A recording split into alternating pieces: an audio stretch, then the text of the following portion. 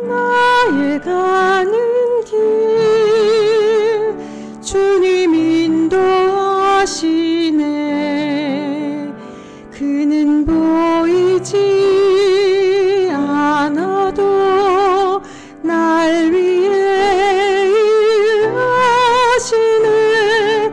주 나의 인도자 항상 함께 하시네.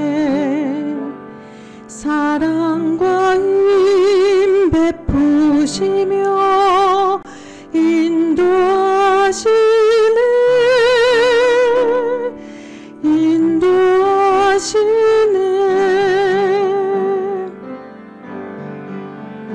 광야의 길을 만드시고 날 인도해. 사막의 강 만드신 것 보라.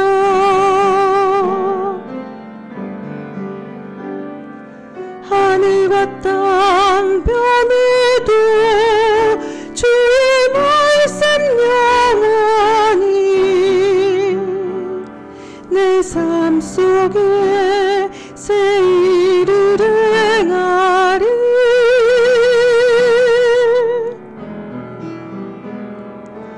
나의 가는 길 주님 인도하시네. 그는 보이지 않아도 날 위해 일하시네. 주 나의 인도자 항상 함께 하시네.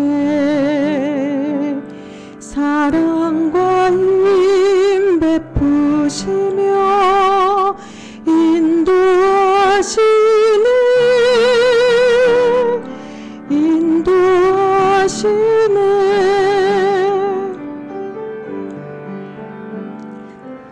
나의 가는 길 주님 인도하시네. 그는 보이지 않아도 날 위해 일하시네. 주 나의 인도자 항상 함께 하시네. 사랑과 힘 베푸시며 인도하시네.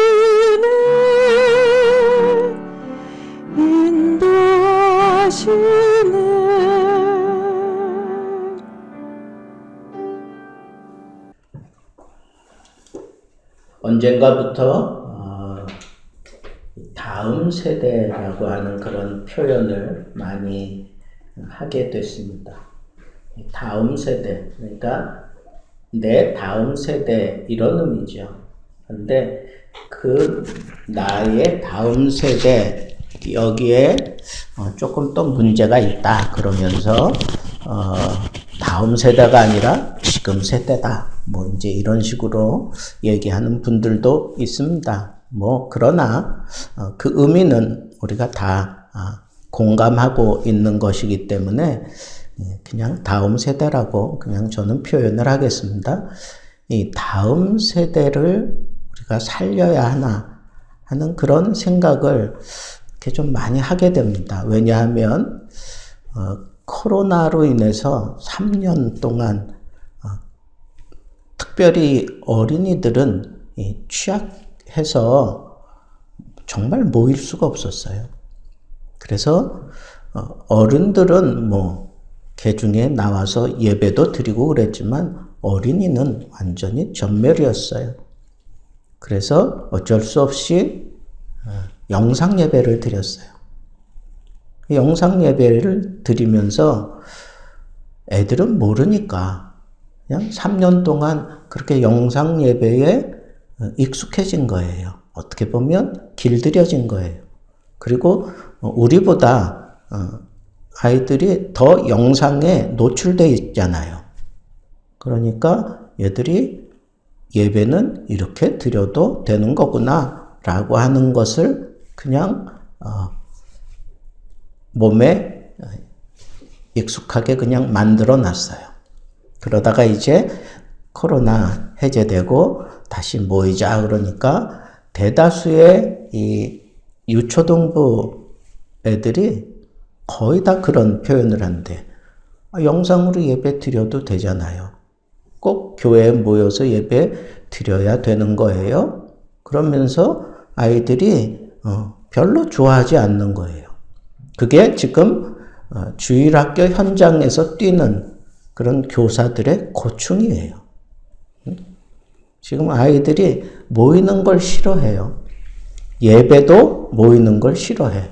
그냥 뭐 줌으로 뭐 이렇게 영상으로 예배 드리는 것까지는 그냥 하겠지만 모여서 막 예배 드리는 거 그거 싫어하는 거예요.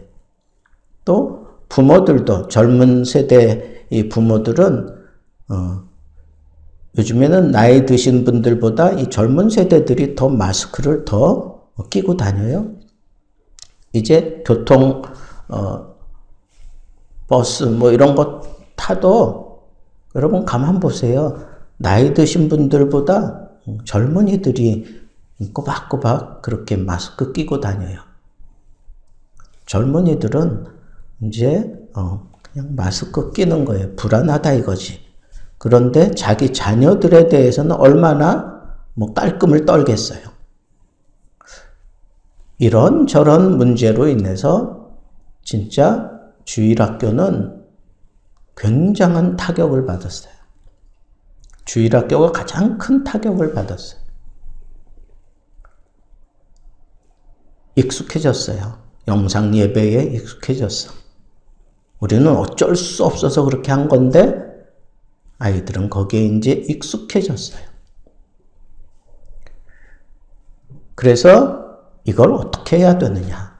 그래서 요즘에 이 젊은 교사들 혹은 전도사가 써놓은 그런 해결점 뭐 이런 것들을 보면 흔히 얘기하는 그 하이브리드라고 그러죠. 영상 예배와 현장 예배 이게 같이 굴러가야 된다 이거예요. 지금은 어쩔 수 없이 같이 굴러가야 된다. 아이들한테 뭐 원론적인 거 얘기해봐야 먹혀 들어가지도 않고요. 그래서 이 아이들에게 지금은 이 과도기이기 때문에 이 코로나 이 영향에서 벗어나기까지 완전하게 벗어나기까지는 이게 지금 같이 돌아가야 된대요.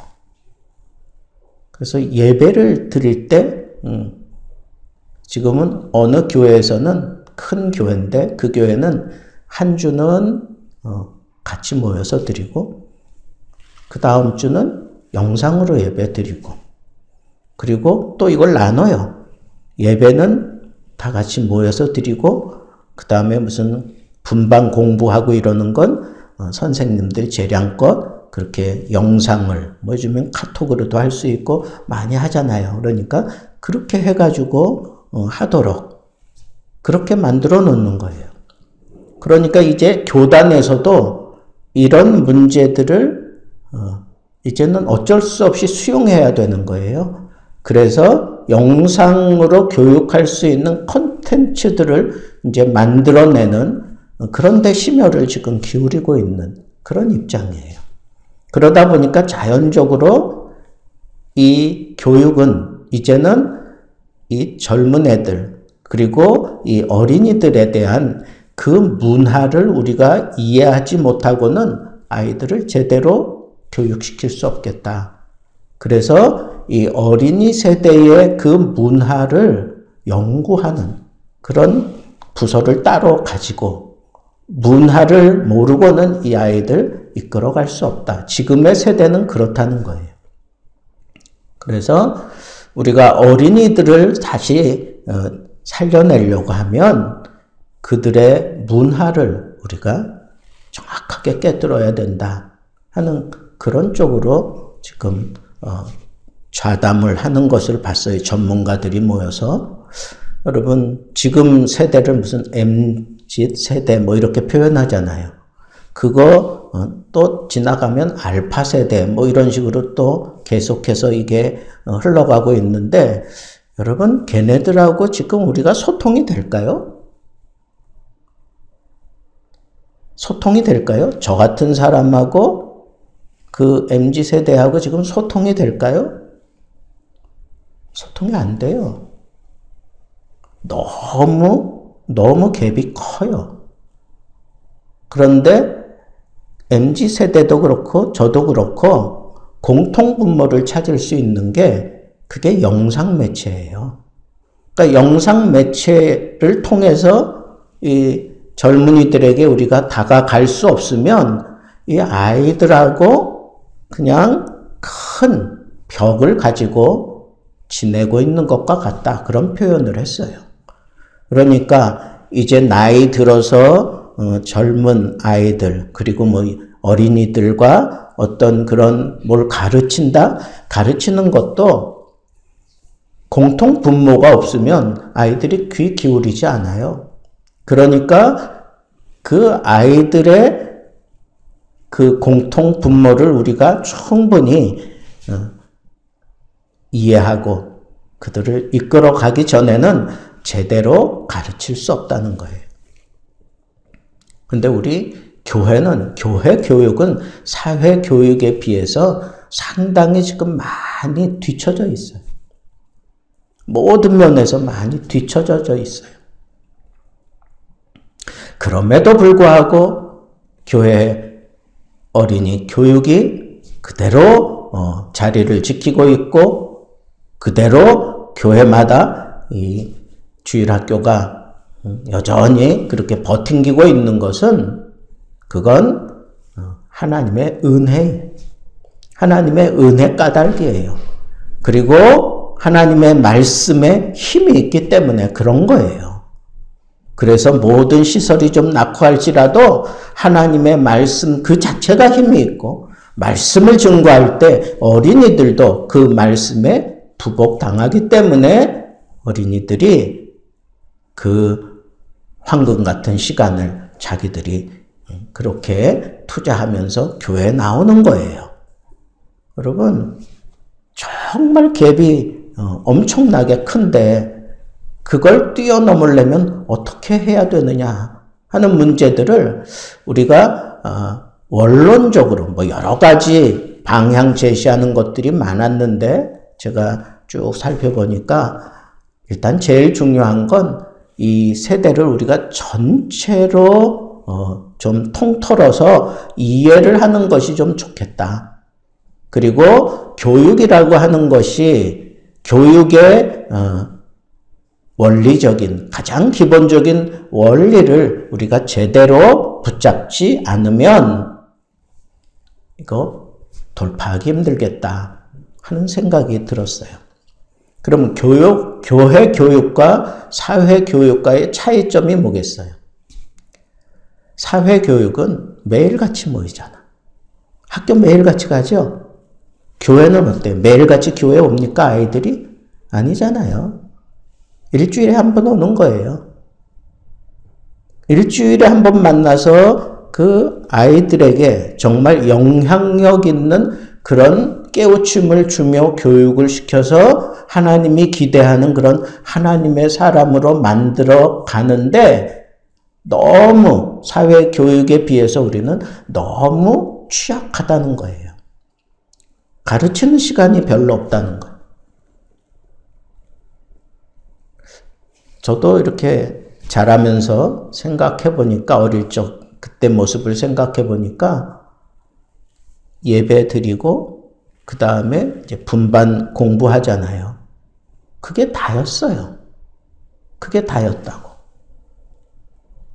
근데 그 분반 공부도 시간이 빠듯해요. 너무 짧아.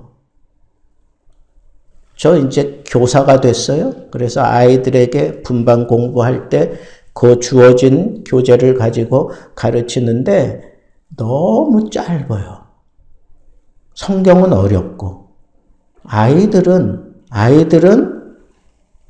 너무 여리고 지식적으로 채워지지 않은 상태에서 그 어려운 성경을 그 아이들에게 그 짧은 시간에 다 가르친다?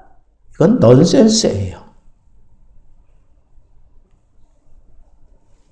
총회가 이 어린이 교육에 대해서 집중적으로 연구를 해도 말씀을 제대로 가르칠 수 있는 그 시간이 너무 짧은 거예요. 그래서 총회는 어떻게 했느냐?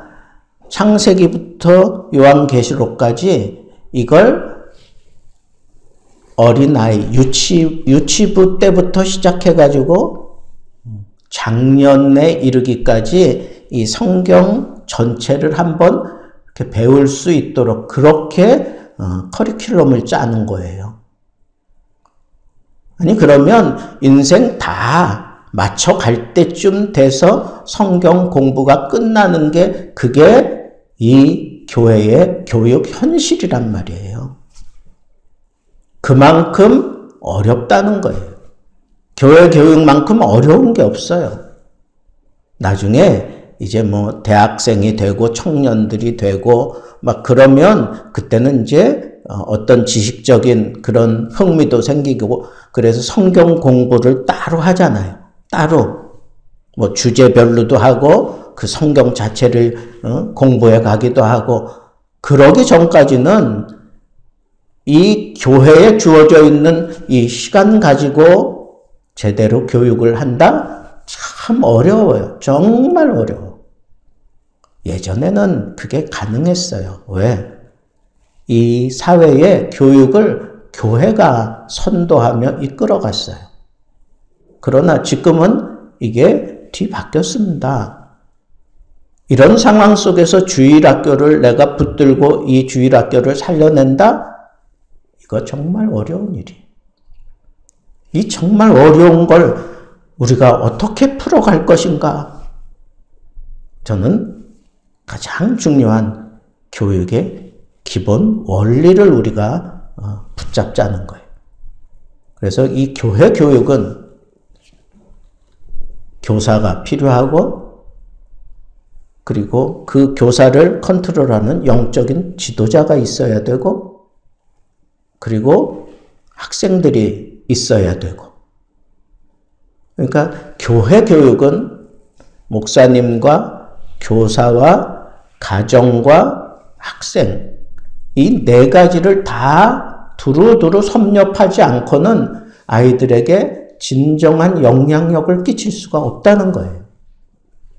그래서 교회 교육이 제대로 먹혀 들어가게 하려고 하면 교사와 이 가정에 긴밀한 유대 관계가 형성되어야 돼요. 긴밀한 유대 관계가. 세상에서는 뭐 촌지 때문에 못한다고 뭐 그러면 교회에서는 교회 교사들은 가정을 알아야 돼. 가정을 모르고 아이들을 가르친다? 그건 어려운 일이에요. 그러니까 교사들과 그 학생의 가정과의 어떤 긴밀한 그런 유대 관계가 형성되어야만 그 짧은 시간 복음을 전하고 그걸 배운 것을 가지고 집안에서 이 아이들을 또 제대로 이 교육대로 얘가 살아가고 있는지 그걸 가정에서 컨트롤해 주지 않으면 이 아이들은 그냥 모르는 채 그냥 시간만 허비하고 지나갈 수밖에 없는 게 지금 우리의 현실이라는 거예요. 여러분 생각해 봤어요? 내가 만약에 교회 교사다. 근데 내가 학생을 맡고 있어요. 그 학생에게 내가 성경 공부하면서 성경을 가르쳤어요. 그리고 한 주간 까마득하게 잊어버리고 있다가 다시 또 만나서 그 다음 과목을 가르쳤어요. 그 다음에 또 그렇게 다음 과를 가르쳤어요. 그래가지고 변화가 일어나겠습니까?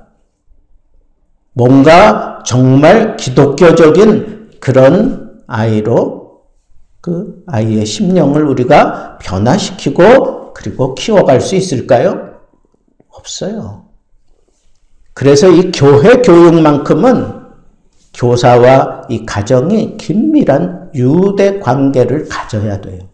갖지 않고 그 어린이들에게 뭔가 변화를 일어날 것을 기대한다면 그건 참 넌센스예요.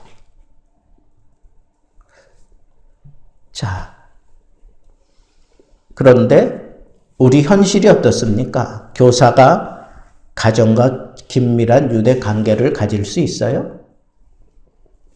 가정의 부모들이 아이들을 우리 교회 교사들이 잘 가르칠 수 있도록 부모님들이 그 교사에게 힘을 실어주고 있습니까? 지금?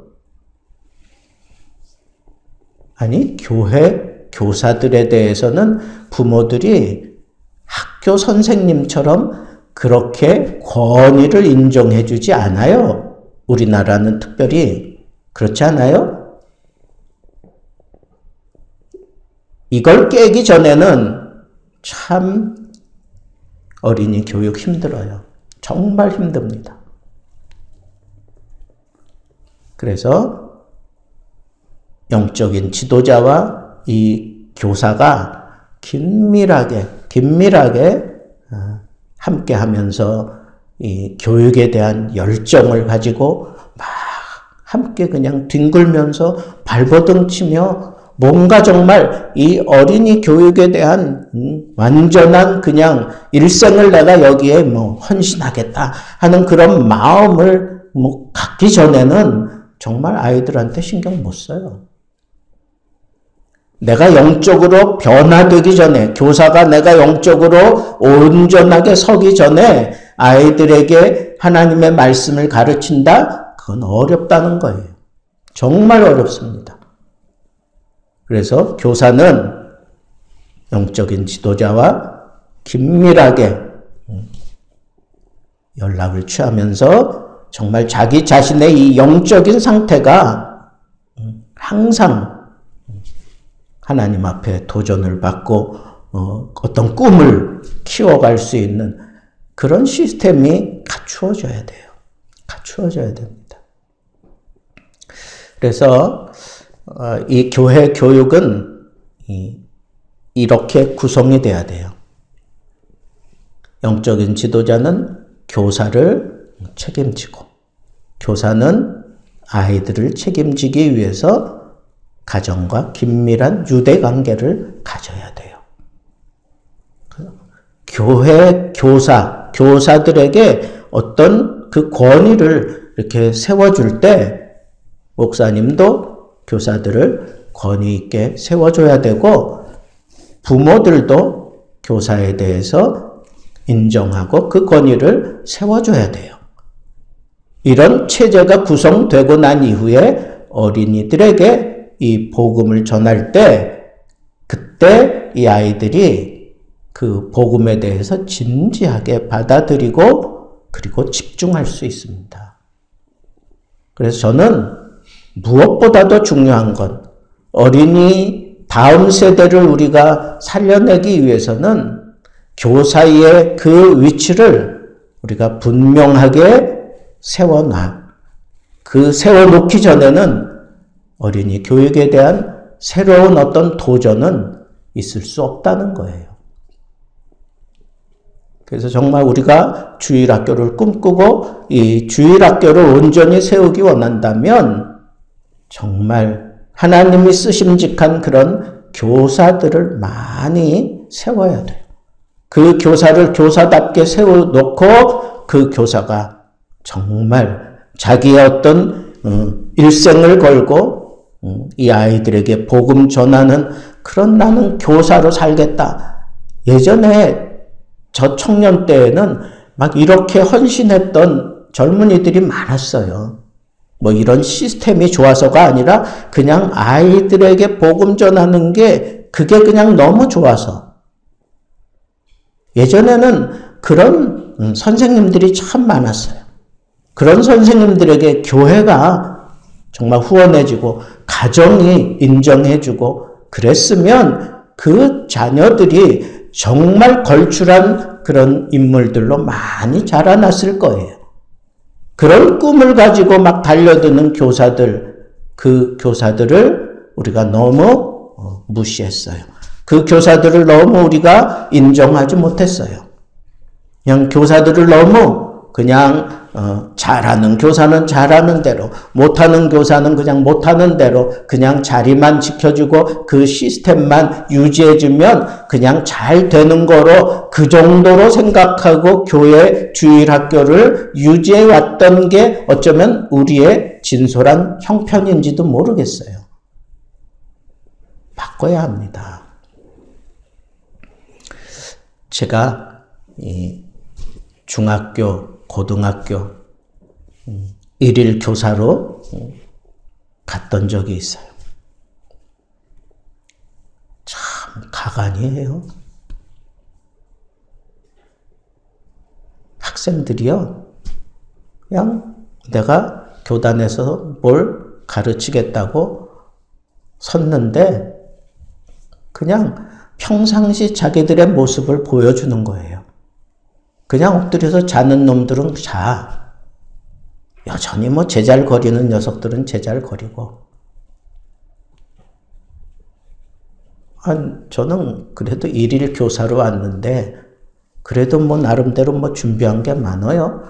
그래도 뭔가 좀 하고 가야 되겠다 싶은 생각이 들어서 모든 학생들이 저한테 집중할 때까지 아무 소리 안 하고 그냥 교단에 서 있었어요. 여전히 까불고 뭐 잠자는 녀석. 그러다가 이 시간이 오래도록 선생님이 얘기할 시간이 지났는데 아무것도 안 하고 있으니까 자기들끼리 뭐 쉬쉬거리면서 뭐 그러면서 한 15분 지나고 난 다음에 그게 집중이 되더라. 그 뒤에 선생님이 앉아 있었어요. 담임 선생님이. 그래 담임 선생님이 누구 이름을 부르고 뭐 어쩌고 저쩌고 하는데도 저한테 집중되는 그 시간까지 한 15분 정도 걸리더라. 여러분, 이게 오늘날 학교 교육의 현실이에요. 교회 교육은 어떻습니까? 아니, 권위를 가지고 있는 교사가 가르치는 학교 현장도 지금 그런 입장인데 교회는 말해 뭐 하겠어요? 여러분, 교사가 교사로서의 그 권위를 가지고 서기 전에는 절대로 교회 교육에 대해서 우리는 기대도 하지 말아야 합니다. 교사를 살려내는 거, 그게 바로 다음 세대를 책임지는 첫 번째 과업입니다. 두 번째, 다음 세대를 우리가 살려내기 위해서 어떻게 해야 되느냐. 뭐 여러 가지 그런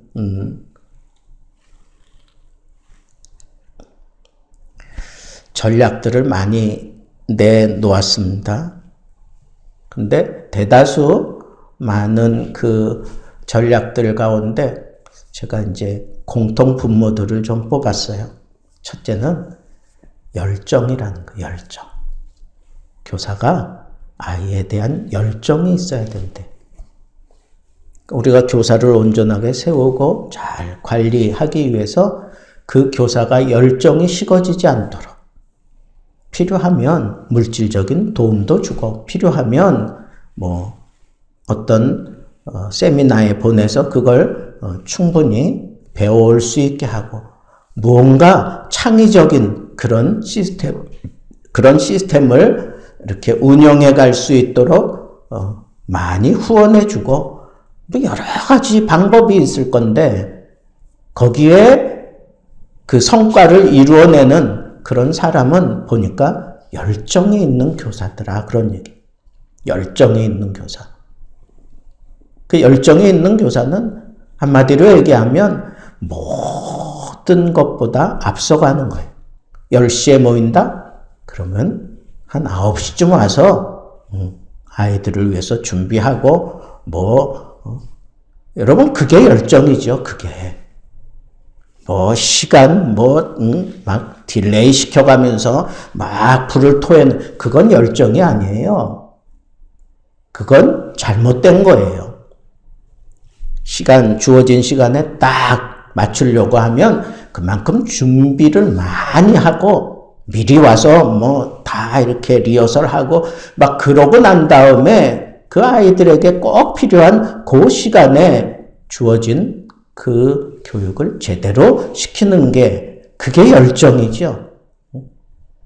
그러니까 여러분, 우리들 스스로도 이런 열정을 가지고 한번 이 다음 세대를 책임질 수 있는 그런 전략을 가지는 것이 참 좋겠다라고 하는 거고, 두 번째는 열정이라면 이제 세 번째는 리더십이에요.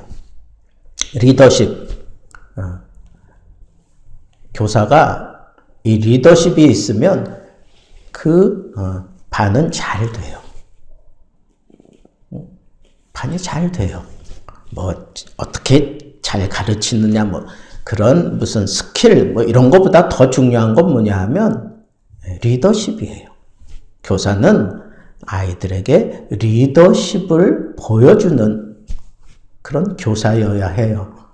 그래서 리더십을 개발하는 일에 정말 애를 쓰고 노력하는 그런 흔적이 없이는 다음 세대에 대한 희망을 가질 수 없다는 겁니다. 그래서 이 리더십을 함양시키기 위해서 정말 많이 노력을 해야 되겠죠. 오늘날처럼 이 리더십에 대한 그런 뭐 세미나도 많고 리더십에 대한 그런 책자도 많고 리더십에 대한 다양한 그러한 도구들도 참 많습니다. 그래서 교회가 이 교사들을 제대로 이렇게 리더십을 갖춘 교사로 만들기 위해서 애를 쓰고 노력하면 좋은 결실을 맺을 수 있다라고 하는 것을 말씀드릴 수가 있습니다. 저는 오늘 말씀의 결론을 내리기 원합니다. 정말 지금 시대에 다 무너져버린 이 교회 교육 가운데 특별히 이 어린이 교육, 이거 어떻게 살려내야 되나? 어린이 주일을 맞이해서 이 어린이 교육 어떻게 살려내야 되나? 그 아이들에게 언제나 본이 되는 사람이 교사예요. 목사가 아니에요. 교사입니다. 그러니까 이 교사를 제대로 키워내는 게 다음 세대를 우리가 온전히 길러내는 것, 그게 가장 효과적인 방법이다. 저는 그렇게 생각하기 때문에 앞으로 여러분들이 교사가 되고자 하는 그런 꿈을 가지세요. 이 세대를 좀 변화시키기 원합니까? 다음 세대를 정말 하나님이 원하는 그런 세대로 만들어가기 원하십니까? 그건 교사가 되는 데 있어요. 교사. 하나님이 요구하시고 교회가 요구하는 그런 교사가 된다면 그 교사를 통해서 놀라운 역사를 하나님이 이끌어 가실 겁니다. 미국에 큰 교회들이 많아요. 그런데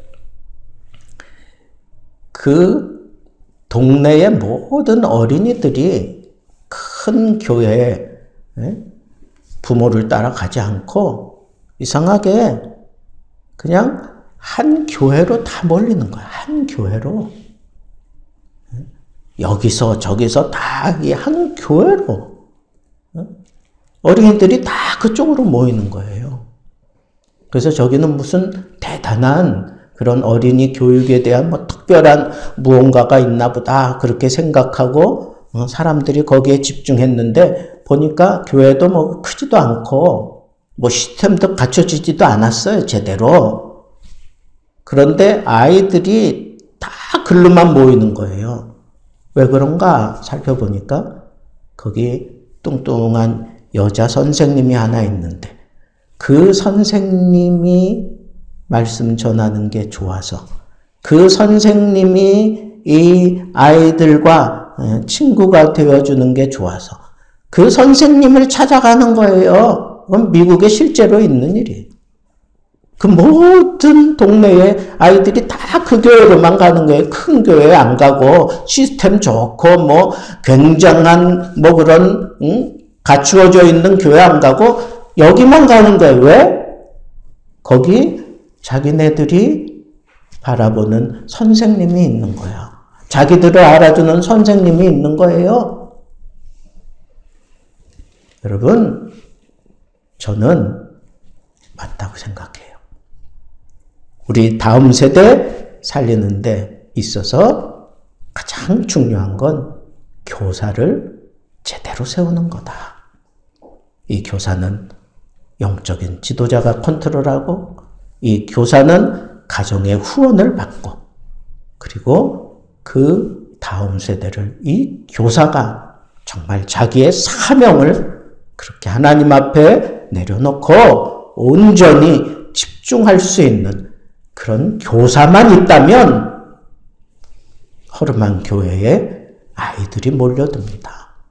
그래서 우리 저마다 나도 그런 교사 한번 되면 좋겠다 하는 그런 꿈을 가지고 교사로 헌신할 수 있기를 바라고 그런 교사를 통해서 우리 다음 세대가 하나님 앞에 온전하게 세워질 수 있는 그런 놀라운 역사에 여러분들 우리 모두가 동참할 수 있는 그런 놀라운 은혜가 넘쳐나게 되기를 주님의 이름으로 축복합니다.